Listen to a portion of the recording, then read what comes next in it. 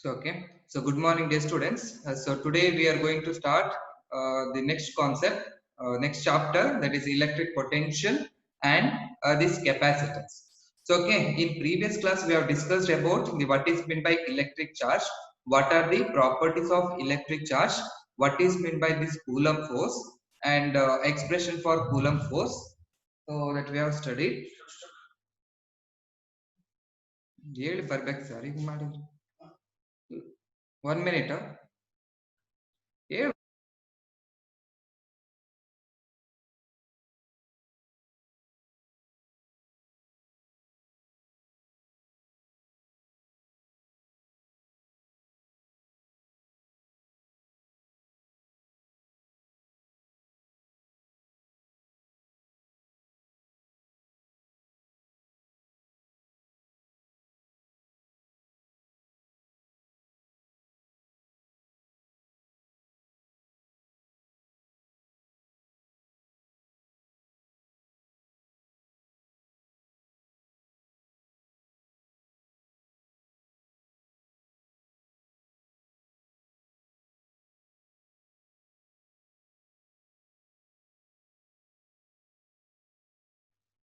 So sorry for the disturbance.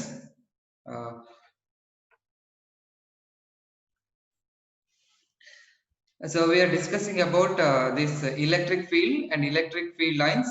So what is meant by electric dipole, that all we have studied, and we have studied about the Gauss law. So what are the applications of Gauss law, how the Gauss law can be used in dealing with finding the electric field due to spherical charge distribution, linear charge distribution, and volume charge distribution, that we have studied. And here we have to in this chapter we are going to study about the electric potential. Okay, so we will start. So electric potential now start ಮಾಡೋಕ್ಕಿಂತ ಮುಂಚೆ first let us discuss about the Coulomb's law. So ನಿಮ್ಗೆ ಹೇಳಿದ part 1 ಇಂದ ನೀವು part 1 ಅನ್ನು ನೀವು ತಗೊಂಡ್ರೆ this all are the continuation chapter ಗಳು. The point part 1 ಇಂದ ನೀವು first chapter start ಮಾಡಿದ್ರಿ ಅಂತಂದ್ರೆ up to 8 chapter ನೀವು ಏನ್ ಮಾಡಬೇಕು, ತಗೊಂಡು ಹೋಗ್ಲೇಬೇಕು. ಯಾಕಂತ ಹೇಳಿದ್ರೆ ಅವೆಲ್ಲ ಏನಾಗಿದೆ ನನಗೆ ಕಂಟಿನ್ಯೂಷನ್ ನನಗೆ ಚಾಪ್ಟರ್ಸ್ ಗಳಿದೆ. ಈಗ ಒಂದ್ ಚಾಪ್ಟರ್ ಬಿಟ್ಟು ಆಮೇಲೆ ನಾನು ಬೇರೆ ಚಾಪ್ಟರ್ ಮಾಡಿ ಈಗ ಬಂದ್ರೆ ನನಗೆ ಕಂಟಿನ್ಯೂಷನ್ ನನಗೆ ಸಿಗೋದಿಲ್ಲ. So first let us discuss about the Coulomb's law. So Coulomb's law ಯಾಕೆ ಬಂತು ಅನ್ನೋದು ನಾವು ನೋಡೋಣ. ಸೊ ಕೂಲಂಬ್ಸ್ ಲಾ ಏನ್ ಹೇಳುತ್ತೆ ಅಂತ ಹೇಳಿದ್ರೆ ಎರಡು ನನಗೆ ಚಾರ್ಜಸ್ ಗಳಿದೆ. So let us consider this are the charge Q1, let us consider this are the charge Q2. ಎರಡು ಚಾರ್ಜಸ್ ಗಳಿದೆ. ಇವೆರಡನ್ನ ಏನ್ ಮಾಡಿದ್ವಿ, ಸರ್ಟನ್ ಡಿಸ್ಟೆನ್ಸ್ ಅಲ್ಲಿ ಅದನ್ನ ಸೆಪರೇಟ್ ಮಾಡಿದ್ವಿ. ಎಷ್ಟು ಡಿಸ್ಟೆನ್ಸ್ ಅಂತ ಹೇಳಿದ್ರೆ 6 ಡಿಸ್ಟೆನ್ಸ್ ಅಲ್ಲಿ ಅದನ್ನ ನಾನು ಸೆಪರೇಟ್ ಮಾಡಿದ್ದೀನಿ. And they are placed in vacuum. So air are vacuum ಅಲ್ಲಿ ನಾವು ಅದನ್ನ ಇಟ್ಟಿದ್ದೀವಿ. ಅಕಾರ್ಡಿಂಗ್ ಟು ಕೂಲಂಬ್ಸ್ ಲಾ ಏನ್ ಹೇಳುತ್ತೆ, ಇವೆರಡು ಚಾರ್ಜಸ್ ಗಳಿದೆ ಅಂತ ಹೇಳಿದ್ರೆ there must be attractive force ಇರ್ಬೋದು ಆರ್ ನನಗೆ ರಿಪಲ್ಸಿವ್ ಫೋರ್ಸ್ ಇರ್ಬೋದು. ಅಟ್ರಾಕ್ಟಿವ್ ಫೋರ್ಸ್ ಯಾವಾಗಿರುತ್ತೆ ಅಂತ ಹೇಳಿದ್ರೆ ಒಂದು ಪಾಸಿಟಿವ್ ಆಗಿರ್ಬೇಕು, ಇನ್ನೊಂದು ಏನಾಗಿರ್ಬೇಕು ನೆಗೆಟಿವ್ ಚಾರ್ಜ್ ಅಲ್ಲಿ ಇದ್ದಾಗ ನಿಮ್ಗೆ ಏನ್ ಸಿಗುತ್ತೆ, you are getting the attractive force. So you will get the attractive force. When the both are positive, ಎರಡು ನನಗೆ ಪಾಸಿಟಿವ್ ಇದೆ ಆರ್ ಎರಡು ನನಗೆ ನೆಗೆಟಿವ್ ಇದೆ ಅಂತ ಹೇಳಿದ್ರೆ ಅಲ್ಲೇನ್ ಬರುತ್ತೆ, ನನಗೆ ರಿಪಲ್ಸಿವ್ ಫೋರ್ಸ್ ನನಗೆ ಬರುತ್ತೆ. You will get the repulsive force. Okay, the like charges repel each other and the unlike charges attract each other ಅಂತ ನಾವು ಅದನ್ನ ಹೇಳ್ತೀವಿ. ಅಕಾರ್ಡಿಂಗ್ ಟು ಕೂಲಂಬ್ಸ್ ಲಾ ಏನ್ ಹೇಳ್ತಾ ಇದೆ, the force between any two point charges is directly proportional to the product of magnitude of two charges. ಎರಡು charges ನೀವೇನ್ ಮಾಡಬೇಕು, ಮಲ್ಟಿಪ್ಲೈ ಮಾಡಿ ಮ್ಯಾಗ್ನಿಟ್ಯೂಡ್ ತಗೊಳ್ಬೇಕು. ಮ್ಯಾಗ್ನಿಟ್ಯೂಡ್ ತಗೊಂಡ್ರಿ ಅಂತ ಹೇಳಿದ್ರೆ it will take only the positive. Okay, so divided by the square of the distance between them. Square of the distance between them ಅಂತ ಹೇಳಿದ್ರೆ f is proportional to modulus of q1 q2 divided by r square ಅಂತ ಆಯ್ತು. So proportional remove ಮಾಡಿದ್ರೆ ಏನ್ ಸಿಗುತ್ತೆ, f is equal to you are getting 1 divided by 4 pi epsilon naught mod of modulus of q1 q2 or magnitude of q1 q2 divided by r square, or it is also is equal to ಇದು ನಾವು k ಅಂತ ತಗೊಳ್ತೀವಿ. ಈ proportional constant ಅವಾಗ ನಿಮಗೆ ಸಿಗುತ್ತೆ q1 q2 divided by you are getting r square. ಇದು ಯಾವುದು, in the case of two charges. In first year chapter you have studied about the gravitational force. So gravitational force ಅನ್ನ ಕಲ್ತಿದ್ದೀರಾ. ಆ gravitational force ಒಳಗೆ ನಿಮ್ಗೆ ಇತ್ತ Newton's, okay, Newton's law of gravitation, Newton's law of gravitation. So ನೆನ್ ಮಾಡ್ಕೊಳ್ಳಿ ಏನಿತ್ತು Newton's law of gravitation, 2 ಮಾರ್ಕ್ಸ್ಗೆ ನಿಮಗೆ ಕೇಳಿದ್ರು. Or it is also called as universal law of gravitation ಅಂತ ಕರೀತಾರೆ. ಇಲ್ಲಿ ನಾವು ಎರಡು ಚಾರ್ಜಸ್ ಗಳನ್ನ ತಗೊಂಡಿದ್ವಿ. These two are the charges ಆಗಿತ್ತು. ಇಲ್ಲೇನ್ ಮಾಡ್ತಿದೀವಿ ಅಂದ್ರೆ we are going to take the masses. So masses of the two bodies, heavenly two bodies ಅಂತಾನು ತಗೊಳ್ತೀವಿ. ಸೊ ಇದೊಂದು ನನಗೆ ಇದಿದೆ, ಒಂದು ಮಾಸ್ ಬಾಡಿ ಇದೆ, ಅದ್ರ ಮಾಸ್ ಏನಿದೆ ಎಂ ಇದೆ. ಇಲ್ಲೊಂದು ನನಗೆ ಬಾಡಿ ಇದೆ, ಅದ್ರ ಮಾಸ್ ಎಷ್ಟಿದೆ ಅಂತ ಹೇಳಿದ್ರೆ it is nothing but m2 ಅಂತ ಇದೆ. Distance between these two bodies ಅನ್ನ ನಾವೇನ್ ಮಾಡ್ತೀವಿ ಆರ್ ಅಂತ ತಗೋಬಹುದು, ಆರ್ ಡಿ ಅಂತ ನಾವು ಅದನ್ನ ತಗೋಬಹುದು. ನೀವ್ ಯಾವ್ದು ತಗೊಳ್ತೀರ ಅದು, ನೀವು ರೆಗ್ಯುಲರ್ ಕ್ಲಾಸ್ ಈ ಬಾಡಿನ ಬೇಕಾದ್ರೆ ಬಾಡಿ ಎ, ಬಾಡಿ ಬಿ ಅಂತ ನಾವು ತಗೋಬಹುದು. So according to Newton's law of gravitation ಏನ್ ಹೇಳುತ್ತೆ ಅಂತ ಹೇಳಿದ್ರೆ this is product the force between the gravitational force that is always attractive. The force of attraction between any two heavy bodies, it is directly proportional to the product of masses of the two bodies. So net madಕೊಳ್ಳಿ, product of mass of the two bodies, that is m1 into m2, and it is inversely proportional to the square of the distance between them. So ಇದು r ಅಂತ ತಗೊಂಡಿದ್ದೀನಿ, so it will be r square ಅಂತ ಆಗುತ್ತೆ. Proportionality ಅಂತ ತೆಗೆದಾಗ ನಿಮ್ಗೆ ಏನ್ ಬರ್ತಾ ಇತ್ತು, f is equal to g into m1 m2 divided by you are getting it will be r square ಅಂತ ಇತ್ತು. ಸೊ ಇದನ್ನ ಇಕ್ವೇಶನ್ 1 ಅಂತ ತಗೊಳ್ತೀನಿ, ಇದನ್ನ ಇಕ್ವೇಶನ್ 2 ಅಂತ ತಗೊಳ್ತೀನಿ. ಇಕ್ವೇಶನ್ 1 ಅಂಡ್ 2 ಅನ್ನ ಕಂಪೇರ್ ಮಾಡಿದ್ರೆ ನಮ್ಗೆ ಲೆಫ್ಟ್ ಸೈಡ್ ಅಲ್ಲಿ ಏನ್ ಬರ್ತಿದೆ ನಿಮ್ಗೆ ಫೋರ್ಸ್ ಅಂತ ಇದೆ, ಒಂದು ಪ್ರಪೋರ್ಷನಾಲಿಟಿ ಕಾನ್ಸ್ಟೆಂಟ್ ಇದೆ, ಡಿಸ್ಟೆನ್ಸ್ ಸ್ಕ್ವೇರ್ ಮೇಲೆ ಪ್ರಪೋರ್ಷನಲ್ ಆಗಿದೆ. ಓನ್ಲಿ ವೇರಿ ಏನಾಗ್ತಿದೆ ಇಲ್ಲಿ ಮಾಸಸ್ ಇದೆ ನನಗೆ, ಇಲ್ಲಿ ಏನಿದೆ ನನಗೆ ಚಾರ್ಜಸ್ ಗಳಿದೆ. ಇವೆರಡನ್ನ ಏನ್ ಮಾಡ್ತೀವಿ, ಎರಡು ಇಕ್ವಿವೆಲೆಂಟ್ ಅಂತಾನು ನಾನು ನಿಮ್ದು ಫಸ್ಟ್ ಚಾಪ್ಟರ್ ಒಳಗೆ ಅಲ್ಲಿ ಬರ್ಸಿದೀನಿ. ಯಾವುದು electric charges and field Coulomb's law ಆದ್ಮೇಲೆ ಎರಡನ್ನು both these are equivalent in nature ಅಂತ ತೋರಿಸೋದಕ್ಕೆ ಅಲ್ಲಿ ಹೇಳಿದ್ವಿ. ಇದು ನನಗೆ this will be always attractive. So gravitational force is always attractive force ಆಗಿರುತ್ತೆ. ಇಲ್ಲಿ ಏನಾಗಿರ್ಬೋದು, ಇಟ್ ಮೇ ಬಿ ಅಟ್ರಾಕ್ಟಿವ್ ಆಗಿರ್ಬೋದು, ರಿಪಲ್ಸಿವ್ ಆಗಿರ್ಬೋದು. ಓಕೆ, ಇಲ್ಲಿ ಎರಡು ಈಕ್ವೇಶನ್ ನೀವು ಕಂಪೇರ್ ಮಾಡಿದ್ರೆ ನಿಮ್ಗೆ ಎಷ್ಟು ಬರುತ್ತೆ, ಎಫ್ ಇಸ್ ಈಕ್ವಲ್ ಟು ಈ ಈಕ್ವೇಶನ್ ಇದೆ K into q1 q2 divide by it will be R square ಇದೆ. ಇನ್ನೊಂದು ನನಗೆ ಏನಿದೆ, F is equal to it will be G into m1 m2 divide by it will be R square. ಎರಡು equation ಅದೇ ನನಗೆ same ಇದೆ. ಇದನ್ನ ನೀವು ಓದಿದ್ದೀರಾ in first year chapter, you have studied this. Okay, ಇದನ್ನ ಸ್ಟಡಿ ಮಾಡಿ ನೀವ್ ಏನ್ ಮಾಡಿದ್ರಿ ಅಂತ ಹೇಳಿದ್ರೆ you have shown that this gravitational force is conservative force ಅಂತ ತೋರಿಸಿದ್ದೀವಿ. ಸೊ ಕನ್ಸರ್ವೇಟಿವ್ ಫೋರ್ಸ್ ಅಂದ್ರೆ ಏನಂತ ನಿಮ್ಗೆ ಗೊತ್ತಿದೆ. So what is mean by conservative force? So it depends on the initial and the final position, and both kinetic energy and momentum is also conserved ಅಂತ ನಾವು ಅದನ್ನ ಓದಿದ್ವಿ. ಈ ಕನ್ಸರ್ವೇಟಿವ್ ಫೋರ್ಸ್ ಅಲ್ಲಿ ನೀವೇನ್ ಮಾಡಿದ್ವಿ, you have defined this potential energy, ಅದನ್ನ ನಾವು gravitational potential energy ಅಂತ ಕರಿತೇವೆ. That is called as gravitational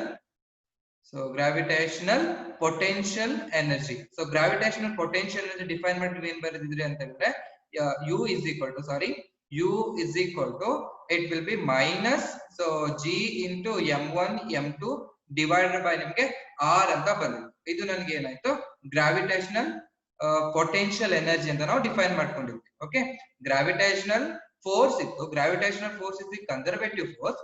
therefore you can, for a conservative force you can define the potential energy. So this potential energy is given by u is equal to minus g into m1 m2 divided by it will be r ಅಂತ ಬಂದಿದೆ. So ಇದು ಎರಡು ನನಗೆ same ಆಗಿದೆ ಅಂತ ಹೇಳಿದ್ರೆ this Coulomb's law is also a conservative law. ಇದನ್ನು ಹೇಳಾಗಿದೆ ಫಸ್ಟ್ ಚಾಪ್ಟರ್ ಒಳಗೆ, ಇಟ್ಸ್ ಆಲ್ಸೋ ಕನ್ಸರ್ವೇಟಿವ್ ಫೋರ್ಸ್. ಇದು ನನಗೆ ಕನ್ಸರ್ವೇಟಿವ್ ಫೋರ್ಸ್. ಇದು ನನಗೆ ಕನ್ಸರ್ವೇಟಿವ್ ಫೋರ್ಸ್ ಆಗಿದೆ ಅಂತ ಹೇಳಿದ್ರೆ ನಾನೇನ್ ಮಾಡ್ಬೇಕು, here also I have to define the potential energy for this charges. ಈ ಚಾರ್ಜಸ್ ಗೆ ನಾನು ಏನ್ ಮಾಡ್ಬೇಕು, ಪೊಟೆನ್ಶಿಯಲ್ ಎನರ್ಜಿ ನಾನು ಡಿಫೈನ್ ಮಾಡ್ಬೇಕು. ಹಾಗಾದ್ರೆ ಇದಕ್ಕೆಷ್ಟು ಪೊಟೆನ್ಶಿಯಲ್ ಇರುತ್ತೆ ಅನ್ನೋದನ್ನ ನಾನು ಕ್ಯಾಲ್ಕುಲೇಟ್ ಮಾಡಬೇಕು. ಈ ಕ್ಯಾಲ್ಕುಲೇಟ್ ಮಾಡಬೇಕು ಅಂತ ಹೇಳಿದ್ರೆ ನಾನು ಒಂದು ಕ್ವಾಂಟಿಟಿನ ಡಿಫೈನ್ ಮಾಡ್ಕೋಬೇಕು. That quantity is called as electric potential. So ಇದನ್ನ ನಾವು ಇಲೆಕ್ಟ್ರಿಕ್ ಪೊಟೆನ್ಶಿಯಲ್ ಅಂತ ಕರಿತೀವಿ. ಸೊ ಇದು ನನಗೆ ಚಾಪ್ಟರ್ ಹೆಡ್ಡಿಂಗ್. ಯಾಕೆ ಅಂತ ಗೊತ್ತಾಯ್ತಾ? ಸೊ ಕೂಲಂಬ್ಸ್ ಲಾ ನೀವು ಡಿಫೈನ್ ಮಾಡ್ಕೊಳ್ತೀರಾ, ಅಂಡ್ ನಿಮ್ಗೆ universal law of gravitational force ನಿಮ್ಗೆ ಸಿಗುತ್ತೆ. ಇವೆರಡು ನಮ್ಗೆ ಈಕ್ವಿವೆಲೆಂಟ್ ಅಂತ ಗೊತ್ತಿದೆ. Gravitational force is conservative, therefore you can define the potential energy for this ಯಾವುದು ಗ್ರಾವಿಟೇಷನಲ್ ಫೋರ್ಸ್ ಗೆ.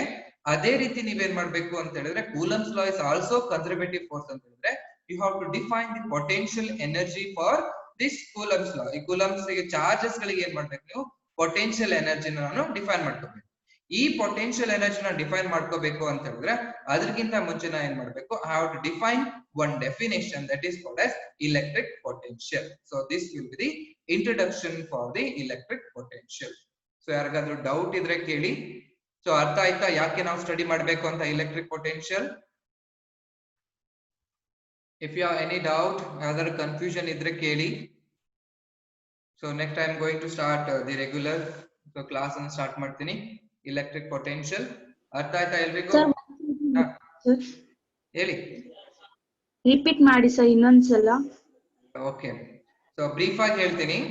So okay, so Coulomb's law, from Coulomb's law you know that. So Coulomb's law ಏನ್ ಹೇಳುತ್ತೆ ಅಂತ ಹೇಳಿದ್ರೆ it is given by F is equal to, so it is q1 q2 divided by it will be r square ಅಂತ ನಮಗೆ Coulomb's law ನಮಗೆ ಹೇಳ್ತಾ ಇದೆ. So therefore you are getting that is F is equal to, so we'll get the equation as F is equal to k into q1 q2 divided by r square ಅಂತ ನಮಗೆ ಸಿಗುತ್ತೆ. Okay, ಇದನ್ನ ನಾವೇನ್ ಮಾಡಿದ್ವಿ second year ಒಳಗೆ first chapter ಅಲ್ಲಿ ನಾವು ಓದಿದ್ವಿ. That is force between two point charges can be defined by using Coulomb's law. Coulomb's law ತಗೊಂಡು ಈ ಫೋರ್ಸ್ ಅನ್ನು ಡಿಫೈನ್ ಮಾಡಬಹುದು. In first year ಒಳಗೆ you have studied about the force between two masses. So m1 and m2 ಅನ್ನೋದು ಎರಡು mass ಆಗಿದ್ರೆ ಈ mid ಒಳಗೆ ಎಷ್ಟು ಫೋರ್ಸ್ ಇರುತ್ತೆ, that is always attractive force ಇರುತ್ತೆ. ಈ attractive force ಅನ್ನ ಫೈಂಡ್ ಔಟ್ ಮಾಡೋದಕ್ಕೆ ನೀವೇನ್ ಮಾಡಿದ್ವಿ, we have used the Newton's law of gravitation. So Newton's law of gravitation ನಾವೇನ್ ಮಾಡಿದ್ವಿ, ಯೂಸ್ ಮಾಡಿದ್ವಿ. According to Newton's law of gravitation ಏನ್ ಸಿಗುತ್ತೆ ನಿಮಗೆ, F is equal to you are getting g into m1 m2, g into m1 m2 divided by r square ಅಂತ ನಿಮಗೆ equation ಸಿಗುತ್ತೆ. So ಇವೆರಡು ಈಕ್ವೇಶನ್ ನೋಡಿದ್ರೆ ಈಕ್ವೇಶನ್ 1 ಮತ್ತೆ ಈಕ್ವೇಶನ್ 2 ನ ನೋಡಿದ್ರೆ ಎರಡು ನನಗೆ ಸೇಮ್ ಅಂತ ನನಗೆ ಕಾಣಿಸುತ್ತೆ. ಓನ್ಲಿ ದಿ ಡಿಫರೆನ್ಸ್ ಏನಿದೆ ಅಂತ ಹೇಳಿದ್ರೆ ಇಲ್ಲಿ ನನಗೆ ಚಾರ್ಜಸ್ ಗಳಿದೆ, ಇಲ್ಲಿ ನನಗೆ ಏನಾಗಿದೆ ಮಾಸಸ್ ಗಳಿದೆ. ಅದನ್ನ ಬಿಟ್ಟರೆ ಬಾಕಿ ಆಲ್ಮೋಸ್ಟ್ ಏನಿದೆ ನನಗೆ ಸೇಮ್ ಇದೆ. In first year chapter this gravitational force is conservative force ಅಂತ ನಾವು ಓದಿದ್ದೀವಿ. ಓಕೆ, ಕನ್ಸರ್ವೇಟಿವ್ ಫೋರ್ಸ್ ಅಂತ ನಾವು ಅದನ್ನ ಓದಿದ್ದೀವಿ. ಕನ್ಸರ್ವೇಟಿವ್ ಫೋರ್ಸ್ ಗೆ ನಾವೇನ್ ಮಾಡಬಹುದು, ಪೊಟೆನ್ಶಿಯಲ್ ಎನರ್ಜಿನ ಡಿಫೈನ್ ಮಾಡ್ಕೋಬಹುದು. ಅದಕ್ಕೆ ನಾವೇನ್ ಮಾಡಿದ್ವಿ, ಗ್ರಾವಿಟೇಷನಲ್ ಪೊಟೆನ್ಶಿಯಲ್ ಎನರ್ಜಿ ಅನ್ನೋದು ಏನು ಅನ್ನೋದನ್ನ ನಾವು ಸ್ಟಡಿ ಮಾಡ್ಕೊಂಡ್ವಿ. ಅದಕ್ಕೆ ಏನ್ ಮಾಡಿ ಡಿರೈವೇಶನ್ ಬರ್ದ್ವಿ, ನಾವು ಈಕ್ವೇಶನ್ ಬರ್ದ್ವಿ. ಫಸ್ಟ್ ಇಯರ್ ನೋಟ್ಸ್ ಇದ್ರೆ ಅದನ್ನ ನೀವು ನೋಡ್ಕೊಳ್ಳಿ ಆಯ್ತಾ. ಅದಕ್ಕೆ ನಮ್ಗೆ ಸಿಗುತ್ತೆ u is equal to minus g into m1 m2 divided by it will be ನಮಗೆ r. So m1 m2 m ಅಂತ ಅಷ್ಟೇ m ಅಥವಾ m1 ಅಂತ ಬರುತ್ತೆ.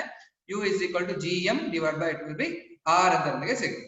ಓಕೆ, ಸೊ ಇದು ನನಗೆ ಈಕ್ವೇಶನ್ ಅಂತ ಆಯ್ತು. ಯಾವ್ದಕ್ಕೆ ನಾನು ಅದು ಗ್ರಾವಿಟೇಷನಲ್ ಫೋರ್ಸ್ ಗೆ ನನಗೆ ಪೊಟೆನ್ಶಿಯಲ್ ಅಂತ ಸಿಕ್ಕಿದೆ. ಈಗ ನಾನು ಹೇಳ್ತೀನಿ ಕೂಲಂಬ್ ಫೋರ್ಸ್ ನನಗೆ ಗ್ರಾವಿಟೇಷನಲ್ ಫೋರ್ಸ್ ತರಾನೇ ಇರುತ್ತೆ ಅಂತ ಹೇಳಿದ ತಕ್ಷಣ this is also conservative force ಅಂತ ನನಗೆ ಗೊತ್ತಿದೆ. Gravitational force is sorry coulomb force is also conservative force ಅಂತ ಇದೆ. ಸೊ ಕನ್ಸರ್ವೇಟಿವ್ ಫೋರ್ಸ್ ಇಂದ ಏನ್ ಮಾಡ್ಬೇಕು, ಪೊಟೆನ್ಶಿಯಲ್ ಎನರ್ಜಿನ ಡಿಫೈನ್ ಮಾಡ್ಕೋಬೇಕು. ಈ ಪೊಟೆನ್ಶಿಯಲ್ ಎನರ್ಜಿನ ಡಿಫೈನ್ ಮಾಡ್ಕೋಬೇಕು ಅಂತ ಹೇಳಿದ್ರೆ I have to study one definition that is called as the electric potential. Electric potential ನ ಎಕ್ಸ್ಪ್ರೆಷನ್ ನನಗೆ ಏನು ಅಂತ ಸಿಕ್ತು ಅಂತ ಹೇಳಿದ್ರೆ I can calculate this potential energy for this potential energy for this charges ಗೆ ನಾವು ಮಾಡ್ತೀವಿ. ಓಕೆ, ಯಾರು ಮ್ಯೂಟ್ ಮಾಡಿ. ಸೊ ಓಕೆ, ಅರ್ಥ ಆಯ್ತಾ? ಸೊ ಕೇಳಿದವರು okay. Okay, next we are going for the definition of electric potential. So electric potential ಅಂದ್ರೆ ಏನು ಅನ್ನೋದು ಡೆಫಿನೇಷನ್ ಗೆ ಹೋಗೋಣ. ಓಕೆ, ಸೊ ಹಾಗೆ ನೋಟ್ಸ್ ಮಾಡ್ಕೊಳ್ತಾ ಹೋಗಿ. ಸೊ ನಾನು ಡೆಫಿನೇಷನ್ ಎಲ್ಲ ಬರ್ಸ್ತೀನಿ. Electric potential, so electric potential, mute ಮಾಡಿ ಯಾರದು. So electric potential, so electric potential ಅಂದ್ರೆ ಏನು ಅಂತ ನಾವೇನ್ ಮಾಡ್ಬೇಕು, ಈಗ ಡಿಫೈನ್ ಮಾಡ್ಬೇಕು. ಓಕೆ, ಫ್ರಮ್ ಫಸ್ಟ್ ಚಾಪ್ಟರ್ ಇಂದ ಏನ್ ಮಾಡಿದೀವಿ, ನಮ್ಗೆ ಗೊತ್ತಿದೆ ಒಂದು ಚಾರ್ಜ್ ಇದೆ ಅಂತ ಅನ್ಕೊಳ್ಳಿ. So let us consider one charge, ಯಾವ್ದೋ ಒಂದು ನನಗೆ ಹತ್ರ ಚಾರ್ಜ್ ಇದೆ. So let us consider this as one charge. ಇಲ್ಲೊಂದು ನನಗೆ ಚಾರ್ಜ್ ಇದೆ, ಇದು ನನಗೆ ಪಾಸಿಟಿವ್ ಚಾರ್ಜ್ ಇದೆ, ಪ್ಲಸ್ ಕ್ಯೂ ಅಂತ ನನಗೆ ಪಾಸಿಟಿವ್ ಚಾರ್ಜ್. ಸೊ ಈ ಚಾರ್ಜ್ ಇದೆ ಅಂತ ಹೇಳಿದ್ರೆ it will produces the electric field. So electric field ಅನ್ನು ನೀವು ಡಿಫೈನ್ ಮಾಡ್ಕೋಬಹುದಾ? ಆ ಎಲೆಕ್ಟ್ರಿಕ್ ಫೀಲ್ಡ್ ಏನಾದ್ರು form the positive charge. Electric field lines R directed outwards. ಸರಿನಾ? ಒಂದು ಚಾರ್ಜ್ ಇದೆ ಏನಾಗ್ತಿರುತ್ತೆ, ಎಲೆಕ್ಟ್ರಿಕ್ ಫೀಲ್ಡ್ ಲೈನ್ಸ್ ಗಳು always they are directed outwards, ಅದು ಹೊರಗಡೆ ಹೋಗ್ತಾ ಇರುತ್ತೆ. ಸೊ ಇದು ನನಗೆ ಎಲೆಕ್ಟ್ರಿಕ್ ಫೀಲ್ಡ್ ಲೈನ್ಸ್ ಅಂತ ಕರಿತೀವಿ. These are the imaginary lines in which a unit positive charge tends to move ಅಂತ ನಾವು ಅದನ್ನ ಕರಿತೀವಿ. ಈ ರೀಜನ್ ಇರುತ್ತಲ್ವಾ, this region is called as ಅದನ್ನ ನಾವು ಎಲೆಕ್ಟ್ರಿಕ್ ಫೀಲ್ಡ್ ಅಂತ ಕರಿತೇವೆ. So electric field will be the region. So ಈ ರೀಜನ್ ಇದೆಯಲ್ಲ, ಸೊ ಇದಕ್ಕೆ ಬಂದು ನನಗೆ ರೀಜನ್ ಆಫ್ ಇನ್ಫ್ಲುಯೆನ್ಸ್ ಇದೆ. ಸೊ ಈ ರೀಜನ್ ಏನ್ ಕರಿತೇವೆ, this region is called as ಅದನ್ನ ನಾವು ಇಲೆಕ್ಟ್ರಿಕ್ ಫೀಲ್ಡ್ ಅಂತ ಕರಿತೇವೆ. So let us consider this as this region. So this region, so this region will be the electric field, will be the electric field. ಇದು ನನಗೆ electric field ಇದೆ. So ಈ electric field ಒಳಗೆ ನಾ ಏನ್ ಮಾಡ್ತೀನಿ, ಇಲ್ಲೊಂದು ಯಾವುದೋ ಒಂದು ಚಾರ್ಜ್ ಇದೆ. So let us consider this as one charge. ಇದಕ್ಕೆ Q ಅಂತ ಒಂದು ನನಗೆ ಚಾರ್ಜ್ ಇದೆಲ್ಲಿದೆ ಅಂತ ಹೇಳಿದ್ರೆ at infinity ಅಲ್ಲಿದೆ. ಸೊ at infinity ಅಂತ ಹೇಳಿದ್ರೆ ಈ ಡಿಸ್ಟೆನ್ಸ್ ಇಂದ ಇದು ತುಂಬಾ ದೂರದಲ್ಲಿದೆ ಅಂತ. ನಾನೇನ್ ಮಾಡ್ತೀನಿ ಅಂತ ಹೇಳಿದ್ರೆ ಈ ಚಾರ್ಜ್ ಅನ್ನ ಇದನ್ನ ಪುಷ್ ಮಾಡಿ ಸರ್ಟನ್ ಎನರ್ಜಿ ತಗೊಂಡು ಏನ್ ಮಾಡ್ತೀನಿ, ಇದನ್ನ ಈ ಕಡೆ ಮೂವ್ಮೆಂಟ್ ಮಾಡ್ತೀನಿ. ಮೂವ್ಮೆಂಟ್ ಮಾಡಿ ಅದನ್ನ ಈ ರೀಜನ್ ಒಳಗೆ ನಾನು ಅದನ್ನ ತಗೊಂಡ್ ಬರ್ತೀನಿ. ಸೊ ಈ ರೀಜನ್ ಒಳಗೆ ಬರ್ತಾ ಇದ್ದಂಗೆ ಏನ್ ಮಾಡುತ್ತೆ ಅಂತ ಹೇಳಿದ್ರೆ ಇಲ್ಲಿ ಇರೋ ಚಾರ್ಜ್ ಏನ್ ಮಾಡುತ್ತೆ, ಪ್ಲಸ್ ಕ್ಯೂ ಅನ್ನೋ ಚಾರ್ಜ್ ಏನಾಯ್ತು. ಸೊ ಈ ಚಾರ್ಜ್ ಇಲ್ಲಿರೋದು ಕ್ಯೂ ಅನ್ನೋ ಚಾರ್ಜ್ ಇಲ್ಲಿ ಬಂತು ಅಂತ ಹೇಳಿದ್ರೆ ಸರ್ಟನ್ ಡಿಸ್ಟೆನ್ಸ್ ಸಿಗುತ್ತೆ ನನಗೆ. So this will B certain distance ಅಂತ ಹೇಳಿದ್ರೆ ಎರಡು ಮಿಡ್ಲ್ ಅಲ್ಲಿ ನನಗೆ ಫೋರ್ಸ್ ಕ್ರಿಯೇಟ್ ಆಗುತ್ತಾ. ಸೊ ಇದು ನನಗೆ ಪಾಸಿಟಿವ್ ಆಯ್ತು ಅಂತ ಹೇಳಿ ರಿಪಲ್ಸಿವ್ ಫೋರ್ಸ್ ಆಗುತ್ತೆ, ನೆಗೆಟಿವ್ ಆಯ್ತು ಅಂತ ಹೇಳಿ ನನಗೆ ಅಟ್ರಾಕ್ಟಿವ್ ಫೋರ್ಸ್ ಆಗುತ್ತೆ. ಈಗ ಇನ್ಫಿನಿಟಿ ಇಂದ ಈ ರೀಜನ್ ಒಳಗೆ ನಾನು ತರ್ತಾ ಇದ್ದೀನಿ ಅಂತ ಹೇಳಿದ್ರೆ ಇದು ನನಗೆ ಯೂನಿಟ್ ಪಾಸಿಟಿವ್ ಚಾರ್ಜ್ ಆಯ್ತು. If it is a unit positive charge, so repulsive force ಆಗುತ್ತೆ. ಇದೇನ್ ಮಾಡುತ್ತೆ, ಪ್ಲಸ್ ಕ್ಯೂ ಚಾರ್ಜ್ ಅನ್ನೋದು ಈ ಕ್ಯೂ ಚಾರ್ಜ್ ಅನ್ನ ಈ ರೀಜನ್ ಒಳಗೆ ಬರೋದಕ್ಕೆ ಬಿಡೋದಿಲ್ಲ. ಇದನ್ನ ಏನ್ ಮಾಡುತ್ತೆ, ಇದು ಔಟ್ವರ್ಡ್ ಡೈರೆಕ್ಷನ್ ಒಳಗೆ ಇದನ್ನ ಪುಷ್ ಮಾಡುತ್ತೆ. ಈಗ ಪುಷ್ ಮಾಡ್ತಾ ಇರುತ್ತೆ, ಬಟ್ ಇದೇನ್ ಮಾಡ್ಬೇಕು ಅಂತ ನಾನು ಇಲ್ಲಿ ಹೋಗ್ಲೇಬೇಕು, ಇದ್ರೊಳಗೆ ನಾನು ಹೋಗ್ಲೇಬೇಕು ಅಂತ ಇದೇನ್ ಮಾಡುತ್ತೆ, ಸರ್ಟನ್ ಎನರ್ಜಿನ ಆಗ್ತಾ ಹೋಗುತ್ತೆ. ಸೊ ಅದಕ್ಕೆ ನೀವು ಕ್ಲಿಯರ್ ಆಗಿ ಎಕ್ಸಾಂಪಲ್ ಕೊಡ್ಬೇಕು ಅಂತ ಹೇಳಿದ್ರೆ ಇದೊಂದು ಬೆಂಚ್ ಇದೆ ಅಂತ ಅನ್ಕೊಳ್ಳಿ. So let us consider this as bench. ಒಂದು ನನಗೆ ಬೆಂಚ್ ಇದೆ. ಈ ಬೆಂಚ್ ಒಳಗೆ ನೀವೇನ್ ಮಾಡಿ ಒಂದು 5 ಮೆಂಬರ್ಸ್ ಇಲ್ಲಿ ಕುತ್ಕೊಂಡಿದ್ದೀರಾ, ಅಥವಾ ಒಂದು 5 ಬಾಕ್ಸ್ ಅನ್ನ ನಾನು ಇಟ್ಟಿದ್ದೀನಿ ಅಂತ ಅನ್ಕೊಳ್ಳಿ. ಸೊ ಇಲ್ಲೊಂದು ಬಾಕ್ಸ್ ಇದೆ, 1 ಬಾಕ್ಸ್ ಇದೆ, second box, so third box, okay 4 box ಅನ್ನ ನಾನು ಇಟ್ಟಿದ್ದೀನಿ. So box 1, box 2, box 3 and box 4 ಅಂತ ಇಟ್ಟಿದ್ದೀನಿ. ನಿಮ್ ಹತ್ರ ಇನ್ನೊಂದು ಬಾಕ್ಸ್ ಇಲ್ಲಿದೆ, ನೀವ್ ಯಾರೋ ಇಲ್ಲಿ ಇನ್ನೊಂದು ಬಾಕ್ಸ್ 5 ನ ತಗೊಂಡ್ ಬರ್ತಿದ್ರಿ. ನಾನ್ ನಿಮ್ಗೆ ಏನ್ ಹೇಳ್ತೀನಿ, ಈ ಬಾಕ್ಸ್ ನ ಏನ್ ಮಾಡಿ ಈ ಟೇಬಲ್ ಮೇಲೆ ಇಡಿ ಅಂತ ನಾನು ಹೇಳ್ತೀನಿ. So let us consider this as a table. Okay, ಇದು ನನಗೆ ಟೇಬಲ್, ಈ ಟೇಬಲ್ ಮೇಲೆ ಇಡಿ ಅಂತ ಹೇಳ್ತೀನಿ. ನೀವ್ ಈ ಟೇಬಲ್ ಮೇಲೆ ಇಡ್ಬೇಕು, ಮತ್ತೆ ಇಡ್ಬೇಕು ಅಂದ್ರೆ ನೀವ್ ಏನ್ ಮಾಡ್ಬೇಕು, ಇವೆಲ್ಲ ಈ ಕಡೆ ಪುಷ್ ಮಾಡ್ಬೇಕಾ. ಇವನ್ನೆಲ್ಲ ಪುಷ್ ಮಾಡಿದ್ರೆ ನಿಮ್ಗೆ ಏನಾಗುತ್ತೆ ಅಂತ ಹೇಳಿದ್ರೆ box 1, box 2, so box 3 and box 4. ನಿಮ್ಗೆ ಬೆಂಚ್ ನಿಮ್ಗೆ ಇಷ್ಟೇ ಸಿಗ್ತಾ ಇದೆ. ಸೊ ಇದು ನನಗೆ ಬೆಂಚ್. ಇದನ್ನು ಇಲ್ಲಿ ಪುಷ್ ಮಾಡಿದಾಗ ಏನಾಗುತ್ತೆ, ಇದು ಈ ಪ್ಲೇಸ್ ಅಲ್ಲಿ ಅಕ್ವೈರ್ ಆಗುತ್ತಾ. ನೀವು ಪುಷ್ ಮಾಡ್ತಿದ್ದೀರಿ ಅಂದ್ರೆ you have done certain work. ಇದು 1, 2, 3, this 4, this will be 5 ಅಂತ. ಈ ಬಾಕ್ಸ್ ನ ಈ ಬೆಂಚ್ ಮೇಲೆ ಇಡ್ಬೇಕು ಅಂತ ಹೇಳಿದ್ರೆ ನೀವೇನ್ ಮಾಡ್ತಿದ್ದೀರಾ, ಇವೆಲ್ಲಾ ಬಾಕ್ಸ್ ನ ಒಂದ್ ಕಡೆ ಪುಷ್ ಮಾಡ್ತಿದ್ದೀರಾ. ಪುಷ್ ಮಾಡಿದ್ಮೇಲೆ ಏನಾಯ್ತು, ನಿಮ್ಗೆ ರೀಜನ್ ಸಿಕ್ತು. ಸೊ ಈ ಪುಷ್ ಮಾಡ್ಬೇಕು ಅಂತ ಹೇಳಿದ್ರೆ ನೀವೇನ್ ಮಾಡ್ತಿದ್ದೀರಾ, you are giving certain amount of work, certain work ಅನ್ನ ಮಾಡ್ತಿದ್ದೀರಾ. ಈ ವರ್ಕ್ ಏನಾಗಿರುತ್ತೆ ಅಂತ ಹೇಳಿದ್ರೆ this work is stored as the potential energy ಆಗಿ ಅದು ನನಗೆ ಸ್ಟೋರ್ ಆಗಿರುತ್ತೆ. ಅದೇ ರೀತಿ ಒಂದು ಚಾರ್ಜ್ ಅನ್ನು ನೀವು ಎಲ್ಲೋ ಒಂದು ದೂರದಲ್ಲಿದೆ, ಅದನ್ನ ಈ ರೀಜನ್ ಅಲ್ಲಿ ಇಡ್ಬೇಕು ಅಂತ ಹೇಳಿದ್ರೆ ಇದು ನನಗೆ ಅಪೋಸ್ ಮಾಡೋದು. ಬಟ್ ನಾನು ಇಡ್ಲೇಬೇಕು, ಈ ರೀಜನ್ ಅಲ್ಲಿ ಅದನ್ನ ಇಡ್ಲೇಬೇಕು. ಇಡ್ಬೇಕು ಅಂತ ಹೇಳಿದ್ರೆ you have to do certain amount of work that ನಾವು ಪೊಟೆನ್ಶಿಯಲ್ ಅಂತ ಅದನ್ನ ಕರೀತೀವಿ. ಸೊ ಅಲ್ಲಿ ಯಾರು ಮೈಕ್ ಆಫ್ ಮಾಡಿ ಅವ್ರನ್ನ ರಿಮೂವ್ ಮಾಡ್ತೀವಿ.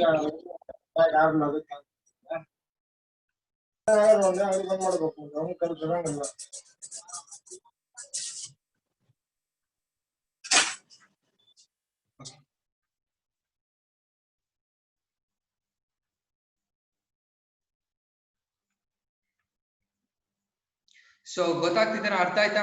ಸೊ ಎಲೆಕ್ಟ್ರಿಕ್ ಪೊಟೆನ್ಶಿಯಲ್ ಅಂತ ಹೇಳಿದ್ರೆ, ಸೊ ಇನ್ ಮುಂದೆ ಡಿಸ್ಟರ್ಬ್ ಆಯ್ತು ಅಂತ ಹೇಳಿ ನಾನು ರಿಮೂವ್ ಮಾಡ್ತೀನಿ ಕ್ಲಾಸ್ ಇಂದ. ಈಗ ಹಜಿ ನಾನು ರಿಮೂವ್ ಮಾಡಿದ್ದೀನಿ ನಾನು ಕ್ಲಾಸ್ ಇಂದ. ನೀವು ಮೈಕ್ ಅನ್ನ ಆಫ್ ಮಾಡ್ಬೇಕು. ನೀವು ಕೇಳೋದಿಲ್ಲ ಅಂದ್ರೂ ನಮ್ಗೆ ಬೇಜಾರಿಲ್ಲ, ಬೇರೆ ಡಿಸ್ಟರ್ಬ್ ಆಗುತ್ತೆ. ನೀವು ಮೈಕ್ ಅನ್ನ ಆನ್ ಇಟ್ಟು ಹೋಗಿರ್ತೀರಾ, ಅಲ್ಲಿ ಬೇರೆಯವ್ರು ಮಾತಾಡಿದ್ರೆ ನಮ್ಗೆ ಡಿಸ್ಟರ್ಬೆನ್ಸ್ ಆಗುತ್ತೆ. ನಾವೇನ್ ಹೇಳ್ಬೇಕು ಅಂತ ಹೇಳಿದ್ರೆ ಅದು ಸುಮ್ಮನೆ ಮರ್ತೋಗ್ಬಿಡುತ್ತೆ, ಆಯ್ತಾ. ಇಲ್ಲಿ ಎಲೆಕ್ಟ್ರಿಕ್ ಪೊಟೆನ್ಶಿಯಲ್ ಅಂತ ಹೇಳಿದ್ರೆ it is nothing but it is the work done in moving a charge from infinity to a region in which there is already electric field is present. ಇಲ್ಲೊಂದು electric field ನನಗೆ ಇರುತ್ತೆ, ಆ electric field ಒಳಗೆ ನಾನು ಒಂದು charge ನ ಇಡಬೇಕು ಅಂತಂದ್ರೆ I have to do certain amount of work. or ಇನ್ನೊಂದು ಎಕ್ಸಾಂಪಲ್ ನಿಮ್ಗೆ ಕೊಡ್ತೀನಿ. ನೀವೇ ಒಂದು ಕ್ಲಾಸಿಗೆ ಬರ್ತೀರಾ ಅಂತ ಅನ್ಕೊಳ್ಳಿ. ಸೊ ಕಾಲೇಜ್ ಸ್ಟಾರ್ಟ್ ಕ್ಲಾಸಿಗೆ ಬರ್ತೀರಾ. ಫಸ್ಟ್ ಯಾರು ಕ್ಲಾಸಿಗೆ ಬರ್ತಾರೆ ಅವ್ರಿಗೆ ಆಪ್ಷನ್ಸ್ ಗಳಿರುತ್ತಾ, ಅವ್ರು ಫಸ್ಟ್ ಬೆಂಚ್ ಅಲ್ಲೇ ಕುತ್ಕೋಬೇಕು ಅಂತ ಹೇಳಿದ್ರೆ ಅವ್ರು ಈಸಿಯಾಗಿ ಬಂದು ಏನ್ ಮಾಡ್ಬೇಕು, ಇಲ್ಲಿ ಕುತ್ಕೋಬೇಕು ಫಸ್ಟ್ ಬಂದು. ಆಮೇಲೆ ಇನ್ನೊಬ್ರು ಬರ್ತಾರೆ, ಅವರು ಕುತ್ಕೋಬಹುದು. 3 ಜನ ಕುತ್ಕೊಳ್ತಾರೆ, 4 ಜನ ಕುತ್ಕೊಳ್ತಾರೆ, 5 ಜನ ಕುತ್ಕೊಳ್ತಾರೆ ಅಂತ. ಇನ್ನೊಬ್ರು ಬರ್ತಾರೆ, ಇನ್ನೊಬ್ರು ಇಲ್ಲಿ ಬಂದು ಕುತ್ಕೋಬೇಕು ಅಂತ ಹೇಳಿದ್ರೆ ಏನ್ ಮಾಡಿ ಇವ್ರ ಹತ್ರ ಕೇಳ್ಬೇಕು, ನನ್ಗೊಂದ್ ಸ್ವಲ್ಪ ಜಾಗ ಬಿಡಿ, ಅಲ್ಲ ಜಾಗ ಕೊಡ್ರಿ ನನಗೆ, ನಾ ಇಲ್ಲಿ ಕುತ್ಕೊಳ್ತೀನಿ. ಅವ್ರು ಇಲ್ಲ ಅಂತ ಹೇಳಿದ್ರೆ ನೀವು ಅದೇ ಪ್ಲೇಸ್ ಅಲ್ಲಿ ಕುತ್ಕೋಬೇಕು ಅಂತ ಹೇಳಿದ್ರೆ ಇವರನ್ನ ಏನ್ ಮಾಡ್ಬೇಕು, ಪುಷ್ ಮಾಡ್ಬೇಕು.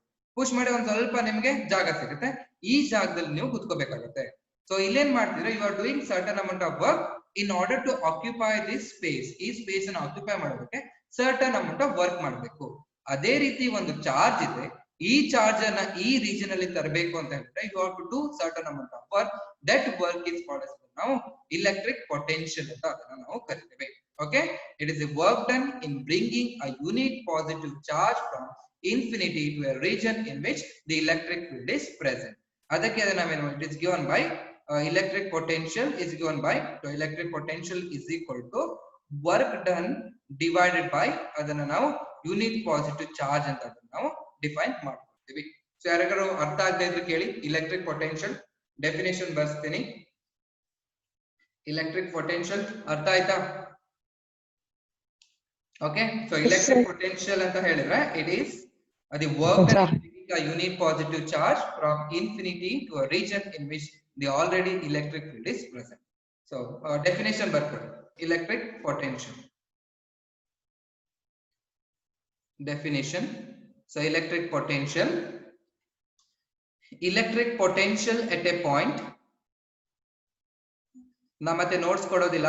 electric potential at a point in a electric field, in a electric field is the work done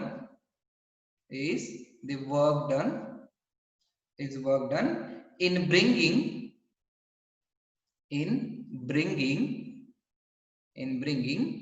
a unit positive charge from infinity to that point against the electric field. Okay, this will be the definition. Electric potential at a point in an electric field is the work done in bringing a unit positive charge from infinity to that point against the electric field. So ಅದಕ್ಕೆ diagram. So ಇಲ್ಲೊಂದು ನನಗೆ ಒಂದು charge ಇದೆ. So let us consider this one charge ಇದೆ. ಈ charge ಒಳಗೆ ನನಗೆ electric field ನನಗೆ ಪ್ರೊಡ್ಯೂಸ್ ಆಗಿದೆ. So this will be the electric field. ಇಲ್ಲೊಂದು ನನಗೆ ಇನ್ನೊಂದು ಯೂನಿಟ್ ಪಾಸಿಟಿವ್ ಚಾರ್ಜ್ ಇದೆ. So Q charge. ಈ ಚಾರ್ಜ್ ಅನ್ನ ಈ ರೀಜನ್ ಒಳಗೆ ತರಬೇಕು. ಸೊ ಈ ರೀಜನ್ ಒಳಗೆ ತರಬೇಕು ಅಂತ ಹೇಳಿದ್ರೆ so you will get certain amount of work done. ಇಲ್ಲಿ ನನಗೆ ವರ್ಕ್ ಡನ್ ಅನ್ನ ಮಾಡಬೇಕು. ಓಕೆ, ಇದು ಜಸ್ಟ್ ರಿಸೆಂಬಲ್, ನೋಡೋದಕ್ಕೆ ಮಾತ್ರ. Okay, therefore electric potential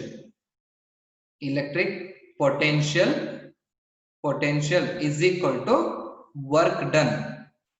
Electric potential is equal to work done divided by charge. This electric potential is denoted by V. Okay, electric potential is denoted by V. Work done is nothing but it will be W divided by it will be Q. Okay, V is equal to W divided by Q. V is equal to W divided by Q. ಆಯ್ತಾ? So electric potential ಆಯ್ತಾ, V is equal to W divided by Q. So ಇದು ನಮಗೆ electric potential.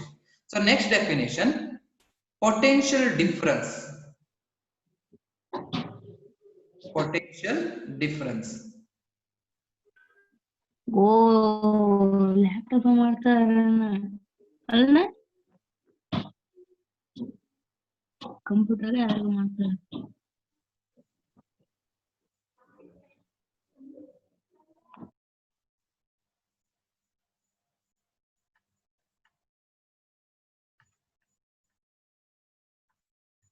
ಸರಿನಾ?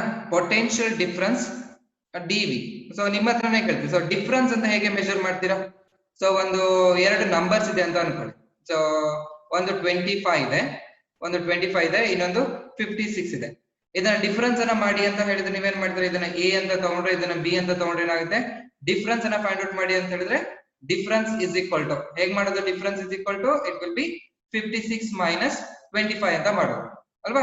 So 56 minus 25 ಮಾಡಿದ್ರೆ ನಿಮ್ಗೆ ಎಷ್ಟು ಬರುತ್ತೆ, so you are getting, so it will be, so ಎಷ್ಟು ಸಿಗುತ್ತೆ ನಿಮ್ಗೆ 31 ನಿಮ್ಗೆ ಸಿಗುತ್ತೆ, ಸರಿನಾ. ಸೊ 31 ಅನ್ನೋದು ಏನಾಯ್ತು ನನಗೆ ಡಿಫರೆನ್ಸ್ ಆಯ್ತು. ಈಗ ನಾನು ಬಿ ಅನ್ನ ಕೊಟ್ಟಿಲ್ಲ ನಿಮ್ಗೆ ಬಿ ಅನ್ನ ಕೊಡ್ತಾ ಇಲ್ಲ, ಓನ್ಲಿ ಎ ಅನ್ನ ಕೊಟ್ಟಿದ್ದೀನಿ. ಡಿಫರೆನ್ಸ್ ಅನ್ನ ಫೈಂಡ್ ಔಟ್ ಮಾಡಿದ್ರೆ ಏನ್ ಮಾಡಬೇಕಾಗುತ್ತೆ ನಿಮ್ಗೆ, ಸೊ ಡಿಫರೆನ್ಸ್ ಅನ್ನ ಫೈಂಡ್ ಔಟ್ ಮಾಡ್ಬೇಕು ಅಂತ ಹೇಳಿದ್ರೆ ನಿಮ್ಗೆ ಏನಾಗಬೇಕು, ಇನ್ನೊಂದು ಫಿಸಿಕಲ್ ಕ್ವಾಂಟಿಟಿ ನಿಮ್ಗೆ ಇರ್ಲೇಬೇಕು. ಸೊ ಬಿ ವ್ಯಾಲ್ಯೂ ನಿಮ್ಗೆ ಇದ್ರೆ ಮಾತ್ರ ಏನಾಗುತ್ತೆ ನಿಮ್ಗೆ ಡಿಫರೆನ್ಸ್ ಅನ್ನ ಫೈಂಡ್ ಔಟ್ ಮಾಡ್ಬೋದು. ಅದೇ ರೀತಿ ಇಲ್ಲಿ ಪೊಟೆನ್ಶಿಯಲ್ ಡಿಫರೆನ್ಸ್ ಅಂತ ಹೇಳಿದ್ರೆ ಒಂದು ಇಲೆಕ್ಟ್ರಿಕ್ ಫೀಲ್ಡ್ ರೀಜನ್ ಇದೆ, ಎಲ್ಲೋ ಒಂದು ನನಗೆ ಚಾರ್ಜ್ ಇದೆ, ಅದೇನ್ ಮಾಡ್ತಿದೆ ಅಂತ ಹೇಳಿದ್ರೆ ಇಲೆಕ್ಟ್ರಿಕ್ ಫೀಲ್ಡ್ ಅನ್ನ ಪ್ರೊಡ್ಯೂಸ್ ಮಾಡ್ತಿದೆ. ಇದು ನನಗೆ ಇಲೆಕ್ಟ್ರಿಕ್ ಫೀಲ್ಡ್ ಅಂತ ಪ್ರೊಡ್ಯೂಸ್ ಆಯ್ತು. ಈ ಇಲೆಕ್ಟ್ರಿಕ್ ಫೀಲ್ಡ್ ಒಳಗೆ ಏನಾಗುತ್ತೆ ಅಂತ ಹೇಳಿದ್ರೆ ಒಂದು ಚಾರ್ಜ್ ಅನ್ನ ನೀವು ತಗೊಂಡ್ ಬರ್ತಿದ್ದೀರಾ, ತಗೊಂಡ್ ಬಂದು ಇಟ್ಟಾಗಿದೆ, ಈ ಪಾಯಿಂಟ್ ಅಲ್ಲಿ ಇಟ್ಟಿದ್ದೀರಾ. ಸೊ ಈ ಪಾಯಿಂಟ್ ಅಲ್ಲಿ ಇಟ್ಟಿದ್ರೆ ಈ ಪಾಯಿಂಟ್ ಅನ್ನ ಏನ್ ಮಾಡ್ತೀನಿ, ಎ ಅಂತ ನಾನು ಹೇಳ್ತೀನಿ, ಇದು ನನಗೆ ಪ್ಲಸ್ ಕ್ಯೂ ಅಂತ ಆಯ್ತು. ಇಲ್ಲಿ ನನಗೆ ಪೊಟೆನ್ಶಿಯಲ್ ನನಗೆ ಕ್ರಿಯೇಟ್ ಆಯ್ತು. ಪೊಟೆನ್ಶಿಯಲ್ ಡಿಫರೆನ್ಸ್ ಮಾಡ್ಬೇಕು ಅಂತ ಹೇಳಿದ್ರೆ ಪಾಯಿಂಟ್ ಎ ಇಂದ ಏನ್ ಮಾಡ್ಬೇಕು, ಪಾಯಿಂಟ್ ಬಿ ಗೆ ನಾನು ಏನ್ ಮಾಡ್ಬೇಕು, ಆ ಚಾರ್ಜ್ ಅನ್ನ ನಾನು ಮೂವ್ಮೆಂಟ್ ಮಾಡ್ಬೇಕು. ಸೊ ಚಾರ್ಜ್ ಅನ್ನು ಮೂವ್ಮೆಂಟ್ ಮಾಡಿದಾಗ ಏನಾಯ್ತು, ಅದು ಇಲ್ಲಿಗೆ ಬರುತ್ತೆ ಪ್ಲಸ್ ಕ್ಯೂ ಅಂತ. ಈಗ ಇಲ್ಲಿರೋ ಪೊಟೆನ್ಶಿಯಲ್ ನಾನು V1 ಅಂತ ತಗೊಳ್ತೀನಿ, ಇಲ್ಲಿರೋ ಪೊಟೆನ್ಶಿಯಲ್ ನಾನು ಏನ್ ಮಾಡ್ತೀನಿ V2 ಅಂತ ತಗೊಳ್ತೀನಿ. ನನಗೆ ಪೊಟೆನ್ಶಿಯಲ್ ಡಿಫರೆನ್ಸ್ ಬೇಕು ಅಂತ ಹೇಳಿದ್ರೆ it will be V2 minus V1 or V1 minus V2, ಯಾವ್ದು ವ್ಯಾಲ್ಯೂ ನನಗೆ ಜಾಸ್ತಿ ಇರುತ್ತೆ ಅದು ನನಗೆ ಸಿಗುತ್ತೆ. So it is nothing but the potential difference ಅಂತ ಹೇಳಿದ್ರೆ it is nothing but infinity ಇಂದ ಮೂವ್ ಮಾಡ್ಬೇಕು ಅಂತಲ್ಲ, ಈ ಪಾಯಿಂಟ್ ಎ ಇಂದ ಪಾಯಿಂಟ್ ಬಿ ಗೆ ಮೂವ್ಮೆಂಟ್ ಮಾಡ್ಬೇಕಾದ್ರೆ ನಮಗೆ ಎಷ್ಟು ಪೊಟೆನ್ಶಿಯಲ್ ಕ್ರಿಯೇಟ್ ಆಗಿರುತ್ತೆ, ಎಷ್ಟು ವರ್ಕ್ ಡನ್ ಮಾಡಬೇಕು, that is called as potential difference ಅಂತ ಕರಿತೀನಿ. Okay, it is nothing but it is the work done in moving a unit positive charge from one point to another point. A point ಅಲ್ಲಿ ನಾನು potential measure ಮಾಡ್ದಂಗೆ V1 ಸಿಗುತ್ತೆ, B point ಅಲ್ಲಿ ನಾನು potential measure ಮಾಡಿದ್ರೆ ಅದು ನನಗೆ V2 ಸಿಗುತ್ತೆ. ಪೊಟೆನ್ಶಿಯಲ್ ಡಿಫರೆನ್ಸ್ ಮಾಡ್ಬೇಕು ಅಂದ್ರೆ ಏನ್ ಮಾಡ್ಬೇಕು, ನಾನು ಎರಡು ಪೊಟೆನ್ಶಿಯಲ್ ನ ಮೈನಸ್ ಮಾಡ್ಕೋಬೇಕು, ಯಾವ್ದು ಜಾಸ್ತಿ ಇರುತ್ತೆ ಅದಕ್ಕೆ. V2 ಜಾಸ್ತಿ ಇದೆ ಅಂದ್ರೆ V2 ಮೈನಸ್ V1 ಮಾಡ್ಬೇಕು, V1 ಜಾಸ್ತಿ ಇದೆ ಅಂತ ಹೇಳಿದ್ರೆ V1 ಮೈನಸ್ V2 ಮಾಡ್ಬೇಕು. But usually the V2 will be the ಜಾಸ್ತಿ ಇರುತ್ತೆ, ಅಥವಾ V2 minus V1 will be the ನನಗೆ ಪೊಟೆನ್ಶಿಯಲ್ ಡಿಫರೆನ್ಸ್ ಸಿಗುತ್ತೆ. ಸೊ ಪೊಟೆನ್ಶಿಯಲ್ ಡಿಫರೆನ್ಸ್ ಅಂತ ಹೇಳಿದ್ರೆ it is nothing but it is the work done in moving a unit positive charge from point 1 to point 2. So one point to another point. So definition ಬರ್ತದೆ. ಸೊ ಈ diagram ಅನ್ನು ಹಾಕೊಳ್ಳಿ ಇದಕ್ಕೆ. So diagram ನೀಟಾಗಿ ಹಾಕೊಳ್ಳಿ ಪೊಟೆನ್ಶಿಯಲ್ ಡಿಫರೆನ್ಸ್ ಗೆ. So draw ಮಾಡ್ತೀನಿ ಇನ್ನೊಂದ್ಸತಿ. So potential difference. So let us consider this as the region of electric field. Okay, ಇದು ನನಗೆ ಇಲೆಕ್ಟ್ರಿಕ್ ಫೀಲ್ಡ್ ರೀಜನ್ ಇದೆ. ಇಲ್ಲಿ ನಾ ಏನ್ ಮಾಡ್ತೀನಿ, ಎರಡು ಪಾಯಿಂಟ್ ಅನ್ನ ತಗೊಳ್ಳಿ, A and B. So let us consider this as the point A and this as the point B. Okay, E point 1 ಅಲ್ಲಿ ಏನು ಮಾಡ್ತೀನಿ ನಾನು, I will place 1 coulomb of charge. Okay, 1 coulomb of charge ಅನ್ನು ತಗೊಂಡಿದ್ದೀನಿ. ಈ 1 coulomb of charge ಅನ್ನು ಏನು ಮಾಡ್ತೀನಿ ನಾನು, A ಇಂದ B ಗೆ ಅದನ್ನು ನಾನು ಮೂವ್ಮೆಂಟ್ ಮಾಡ್ತೀನಿ. So A ಇಂದ B ಗೆ ಮೂವ್ಮೆಂಟ್ ಮಾಡ್ತಾ ಇದ್ದೀನಿ. So okay, ಇದಾಯ್ತಾ. So therefore the definition. Electric potential difference, electric potential difference, electric potential difference between 2 points, between 2 points, between 2 points in a electric field, in an electric field, in an electric field is the work done, is the work done in moving a unit positive charge, moving a unit positive charge, moving a unit positive charge from one point to, from one point to another point, one point to another point. So idange electric potential difference. Okay, so let VA and VB VB be the electric potential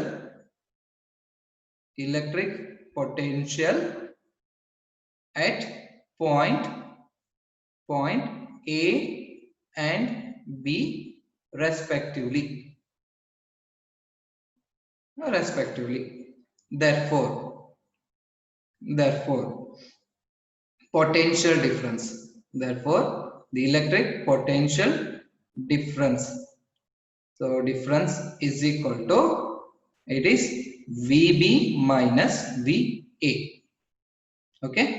So VB minus VA adana navu ಏನು ಮಾಡ್ತೀವಿ ಅಂತ ಹೇಳಿದ್ರೆ it will be DB ಅಂತಾನು ಬರೀತೀವಿ. So okay, this will be DB. So ಇದು ನನಗೆ DB. ಇದು ನನಗೆ electric potential difference ನನಗೆ ಆಗಿದೆ. ಆಯ್ತಾ? So note this ಇವೆಲ್ಲ ಏನಿದೆ, electric potential and electric potential difference are the scalar quantity. ಆಯ್ತಾ? So ಅದು only they will depends on the magnitude. ಅದು direction ಬೇಡ, ಯಾವ direction ಹೋಗಬೇಕು ಅದು ನನಗೆ necessity ಇರೋದಿಲ್ಲ. they both are the scalar quantity. ಅದನ್ನ ಬರ್ಕೊಳ್ಳಿ. electric potential and potential difference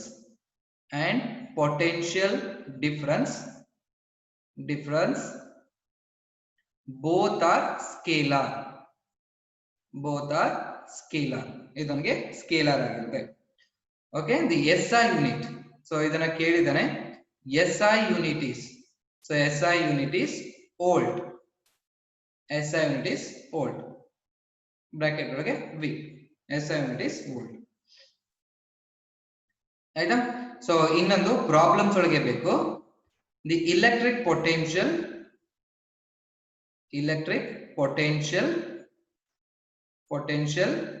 at infinity